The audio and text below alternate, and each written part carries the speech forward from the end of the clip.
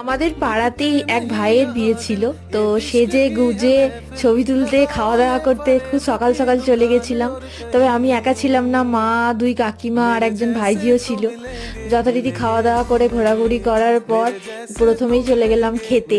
তো এই যে পুরো প্যান্ডেলের সামনে এরকম একটা ক্রাউড, সেগুলো ঠেলে নিয়ে ভেতরে ঢুকেছি। তাও মায়ের সাথে আমি সিট পাইনি, আমি বাবা আর মিস্টার পিটারের সাথে খেতে বসেছিলাম। আর এই যে মেনু কার্ডটা পজ করে দেখে নেবেন।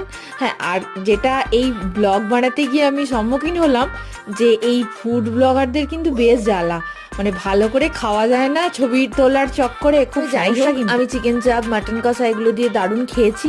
খাওয়া দাওয়া করার পর আমার মনে পড়লো যে আমার ব্লগ বানানোর জন্য ব্রাইড অ্যান্ড গ্রুমের তো ছবি তোলা হয়নি, সেজন্য আবার গেছিলাম, ভিডিও বানালাম, দিয়ে এলাম।